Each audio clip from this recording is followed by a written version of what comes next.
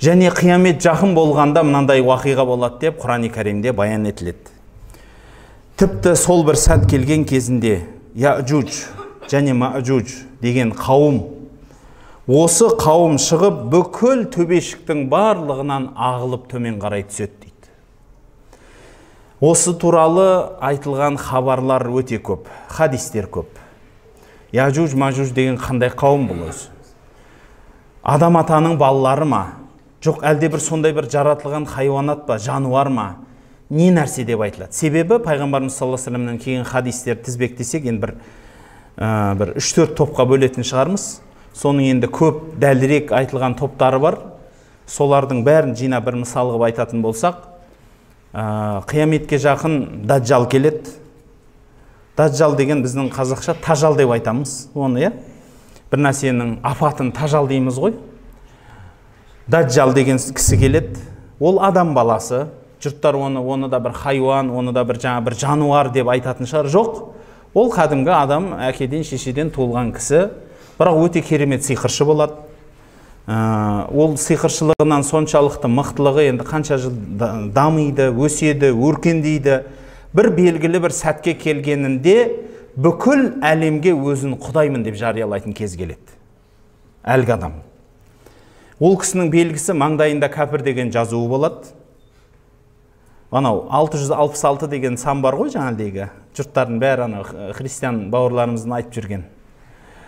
Солардың христиандарды бауырлар деп айтып атыр деген шығар кейбіреулер қазір шапкасын аспанға лақтырады ғой. Адам болғаннан кейін, адам атаның туылғаннан кейін бауырымыз деп атырмын мен.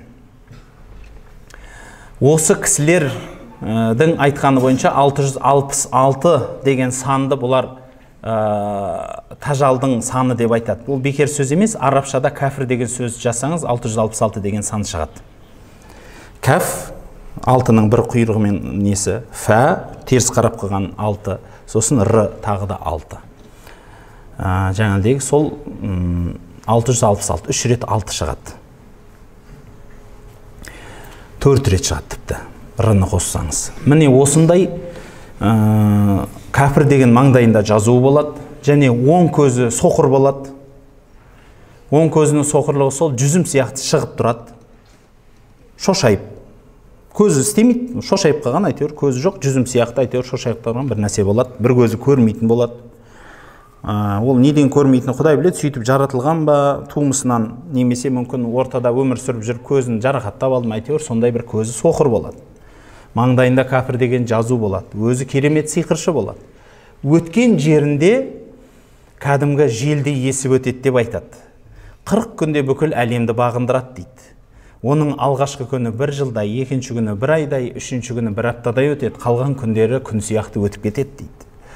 Және ол кісі бір жерге барса, өліктің басын сипаса, өлік қайтадан тіріліп сөйлейтін болады дейді. Жұрт сол үшін оған Құдай деп сенеді дейді. Және кімде-кім оған ерсе, әрдайым байлықта, патшалықта жүргендей рахаттанып жүретін болады дейді. Сол үшін кімде-кім дүниеге иманын сататын болса, жаңалдегі дүниеге өзінің дінін, өзінің сенімін сататын болса, солардың барлығы осы кісінің артынан еріп кететін болады. Құдай сақтасын, бауырлар. Қазіргі кезде біздің бабаларымыздың кейбір сөздеріне қалып кетіп жатқандаймыз. Бабаларымыз айтады: Аллахым, немді алсаң да пейілімді алма дейді. Пейілімді алма дейді. Құдай адамның пейілін тарғылмасын. Кейбір адамдар, Құдай сақтасын, алдына бір жақсылық үйіліп қалатын болса, сол жақсылығын халыққа тарқатпай, пейілі тарлығынан өзім ішсем, өзім жесем деп жапалақ сияқты қойнына тығады. Бір қызметке отырып қалса, жан-жақтың бәрін алалап, ағайын туыс демек түгіл, бүкіл алдына келген адамның көзін шұқитындай дәрежеге барады, көзі көгеріп. Өзінің қалтасына бір 4 тиын артық түсіп қалса жұрттан: мен беріп қойдым сендерге, қашанғы бере берем мен қайыршылар, деп өздерін жұрттың бәрін кемсітіп, өзі бір енді бола қалған, тола қалғандай, өмір бақи сол тапқан дүниесін арқалап алып кететіндей соншалықты болады. Құдай пейілден алмасын, бауырлар. Құдай пейілден алмасын. Сол үшін айтылады, біздің халқымызда ер жігітті жапалақпенен қыранға теңейді. жігіт екі түрлі болады дейді. Жапалақ болады, қыран болады дейді. Жапалақ жігіттер болады дейді. Бүкіл тыққанын, тапқанын қойнына тығып, қанатын жауып жейді дейді, соның ішінде жейді. Қыран жігіттер болады дейді. Шашып жейді дейді. Жан-жақа, шұқып жан-жақа жейді. Жан-жағындағы бүкіл қарға, құзғындар бірге тояды. Сол үшін сондай әзіл бар ғой, баяғыда бір бүркіт ұшып-ұшып келіп, бір киікті аунатып, құлатып, соны жейін деп отса, шоқақтап, ырсылдап жанына бір қарға кеп қонып жатыр дейді. Не болды десе, сіз болып, біз болып, әйтеуір ұстадық қой осыны деп айтады дейді. Анау жанында бейшара ұшып жүріп шаршаған ғой енді. Бірақ біліп тұр да анау бөліп беретінін. Оған да кет демейді. Ол қатысса да, қатыспаса да. Сол үшін халқымызда жомарт жігітті қыранға теңейді. Бір әулетке Алла тағала сол жігітті береді. Сол әулеттің жағдайы нашарлары осы кісінің қанатында жүрсін. Соларға қорған болсын әлгі жігіт. Ауырса мал дүниесін беріп, жазсын. Қиналып, қайғы қасіретке өгіп атса, мал дүниесін төгіп, қайғысына сеп болсын, медет болсын. Деп Алла тағала сол кісінің байлығын соған береді. Сол үшін сіздің тапқан дүниеңіз ойламаңыз, тек менің несібем деп. Кедей кемшілікке, жағдай нашар адамдарға, жағдай төмен адамдарға төгіп шашып отсаңыз, сол сізге Алла тағала төккеніңіз үшін одан сайын көп береді. Өйткені жұрттың несібесін сіз арқылы тарқатайыншы, мынаның қолы ашық екен деп үстіңізге төгіп тастайды. Сол үшін бауырлар, осы дүние демекші, дүние қолдың кірі дейді, бірақ жүрекке отырмау керек ол нәрсе. Қазіргі кейбір адамдарда жүрекке отырып қалған дүние. Ақша тап деген нәрсеге кіріп кеткен. Кейбіреулер жүрегіне дүние кіріп кеткені сонша дүниесі жоқ адамды сыйламайды.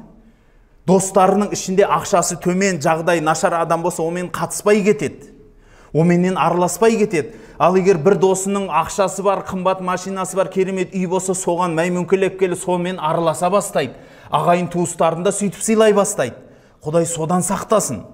Кейбір кездерде шынымен енді бір болып атқан уақиғаларды айтпа, айт не, сондай да кейбір адамдардың пейілі бұзықтары болып жатыр.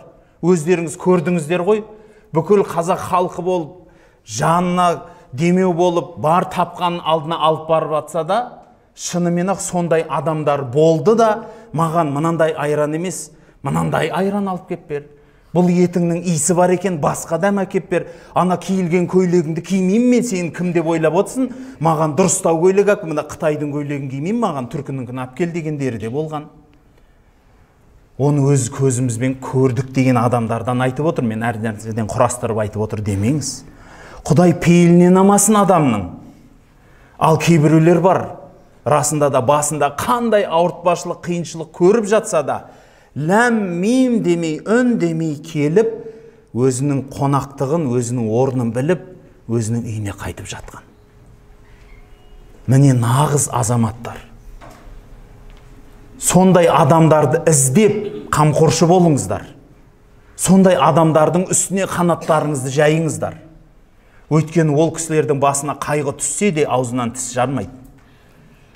Соларды іздеп тауып берсеңіздер, шынымен мұқтаж адам болып шыға келеді. Сол үшін кедей іздемеу керек байды. Бай адам кедейді іздесін. Жағдайыңыз бар ма, қалтаңызға тиыныңызды салыңыз да, жағдайы нашарды сіз өзіңіз іздеңіз. Үйіне барып көріңіз, жағдайымен танысыңыз да қамқоршы болыңыз.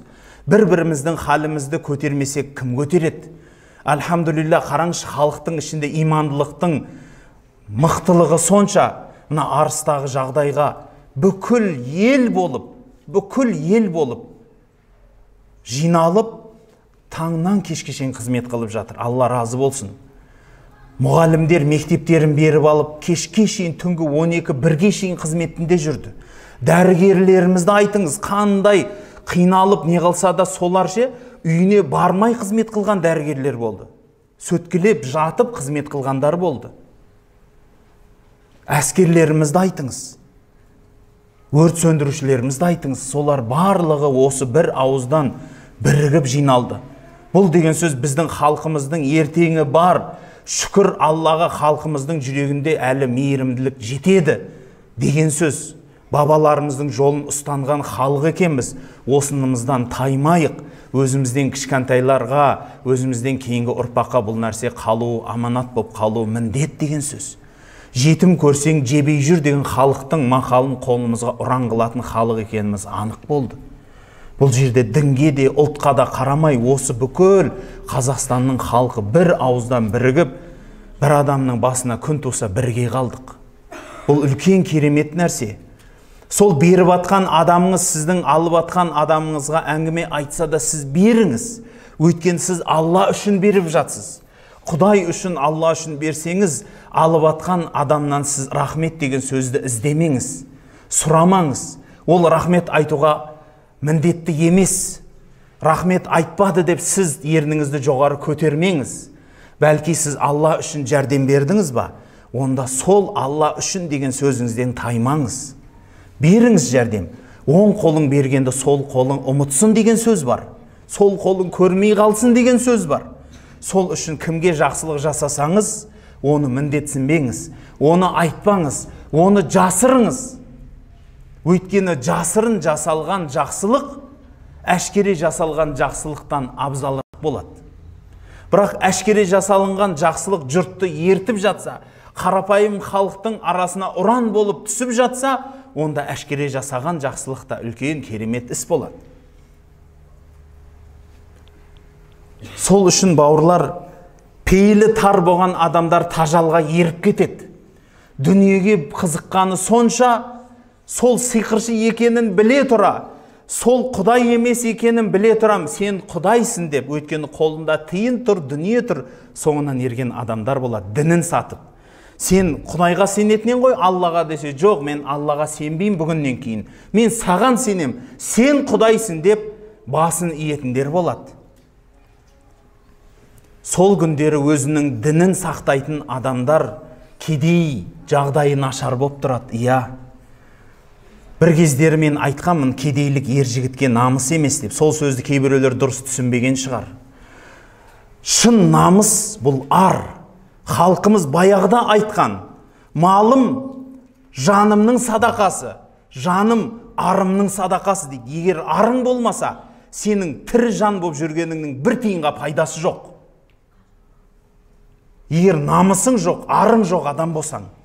Бұл халқымыздың баяғыдан сөзі. Осы ар намыс үшін сенің малың саған сеп болсын дейді. Малыңды, жаныңды төле дейді. Арың үшін, намысың үшін дейді. Бірақ намысыңды жоғалтып мал таппай-ақ қой. Арыңды жоғалтып мал таппай-ақ қой дейді. Бұл халқымыз баяғыдан айтқан. Бірақ кейбір бауырларымыз өзінің арын сатып, намысын сатып, мал тауып жүргендері де бар. Құдай содан сақтасын. Сондай достан безіңіз, сондай адамнан безіңіз, өзінің арын сатқан, өзінің намысын сатқан. Құдай содан сақтасын. Өйткені соның басына түскен бәле сіздің үстіңізге түседі де, ондай адамнан қашық болыңыз. Ол адамда ар намыс болмағаннан кейін сізді де бір күні сатады ол. Сонда өзінің дінін сатады көп адамдар. Тіпті кейбір адамдар өзінің әйел бала шағасын керуатқа байлап бағат дейді. Егер шешіп берсе әлгі адамның соңынан еріп кетеді деп. Сондай бір қиын қыстаулар болады. Бірақ күндер келіп Иса алейхиссалам түседі. Иса алейхиссалам түседі. Сөйтіп түсе салсымен әлгі дұшпанның соңынан қуады. Сөйтіп тажалды өлтіреді. Бұл қанша уақиға, қанша уақытта болатынын білмеймін. Мүмкін арасы жылдап болар, айлап болар, мүмкін күндеп болар, мүмкін сағаттарда бітер. Бірақ Иса алейхиссалам сол дұшпанды өлтіреді. Сонан соң бейбітшілік заман орнайды. Мұсылмандардың дәуірі болады. Соншалықты халық бай ауқатты болады дейді. Адамдар зекет беруге адам іздейтін болады дейді. Көпшілікке алып шығып, бір арба алтын, кәдімгі алтынды арбаға тиеп алып шығып, халайық, мынау зекеттің ақшасы, кім мұқтаж адам алыңдар дейді. Сол арба үлкен алаңда 3 күн тұрады дейді. 3 күннің ішінде алдына келіп бір адам алмайды дейді соны. Мен оған мұқтаж емеспін деп. Сондай бір халықтың пейілі жазыңқы болған, көңілі кең болған, өмірлері жақсы болған жағдайлар болады дейді. Бірақ уақыты келген кезінде осы уақиғадан сәл бұрын ғана Яжуж-Мажуж деген уақиға болады. Дажал өле салысыменен жеңіске жеттік деп қуанып тұрған Исаға хабар келеді. Ей Иса алейхиссалам, мұсылмандарды алда Тұр тауына қарай қаш. Бір хадистерде айтады, мұсылмандардың барлығы қамалдарға, бекіністерге бекініп алып жатады. Қалған халықтың барлығын қырып бітіреді дейді. Жер бетіндегі жануар біткеннің бәрін жеп бітіреді.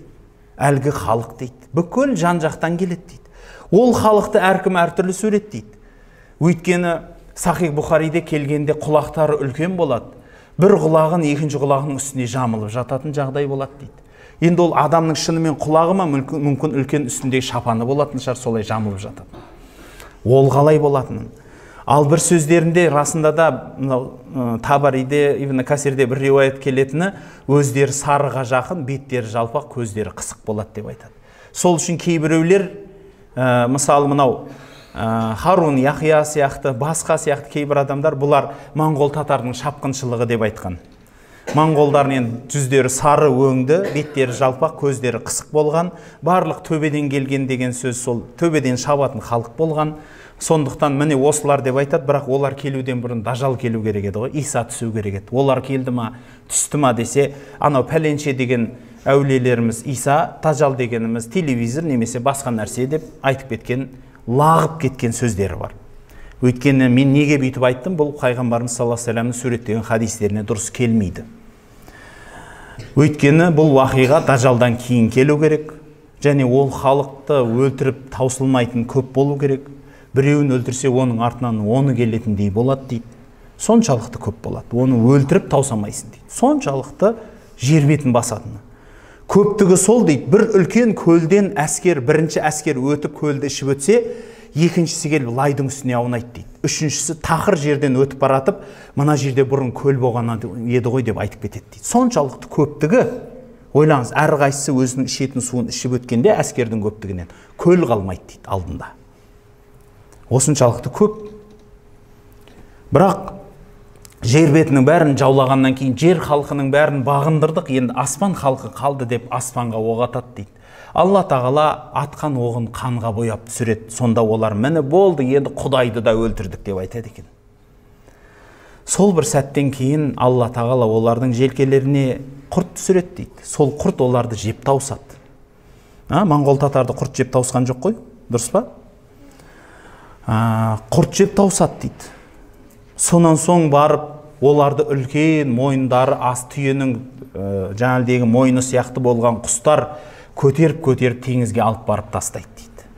Жер бетін сасып кеткендігі сонша, оларды құстар талап теңізге қарай кетіріп, қанша күн жаңбыр жауып, жер зорға таусылады дейді. Жер беті осы өлікпенен ба, басқамен ба сондай бір берекелі құнарлы болады дейді. Адамдар бір жанұясыменен үйіне отырған кезінде бір үлкен анарды жеп зорға таусатын болады дейді. Бір күн жейтін болады, бір анарды дейді. Адам түйенің үстіне мінгенде бойы жететіндей үлкен асқабақтар болады дейді. Баяғыда бір халқымызда бір сөз бар еді ғой, бір адам түс көрді, түсінде бетегенің үстіне шығып азан айтады деп ұрпағың. Міне сондай бір сәттер келетін шығар деген сөзде бар. Бүкіл жаңағыдегі жан жануарлар, бүкіл жаңағы жеміс жидектерде береке болады дейді. Осыншалықты бір дәуір болады, бірақ бұл дәуірдің де таусылатын уақыты келеді. Батыс жақтан бір жұмсақ, жеңіл, әдемі самал жел еседі де, бүкіл исі мұсылман осы желменен ұйықтап, ұйқыдан тұрмай өліп кетеді дейді. Содан кейін жер бетінде тек қана Құдайдан безген, Құдайды танымайтын халық қалады. Бір-бірін мыжып кәпірлікте, күнәда батады дейді. Ақыры сол бір күндер келген кезінде бір адам жұрттың Меккеге барып жүрген Қағбаны сатып алып халықтан сұрай деген, ей халайық, мынау не нәрсе дейді екен. Сонда ешкім білмейді екен оны, бұл не, бұл білмейміз деп. Ақыры соны бұзып тастайды дейді, бұл ешкімге керек болмаса, маған басқа нәрсеге керек ет бұл деп. Сол бір дәуірлер келеді. Осындай халық бір-бірімен зұлымдықпенен, бір-біріменен сондай бір жауыздықпен өмір сүріп кетеді. Жер бетінде соғыс көбейеді.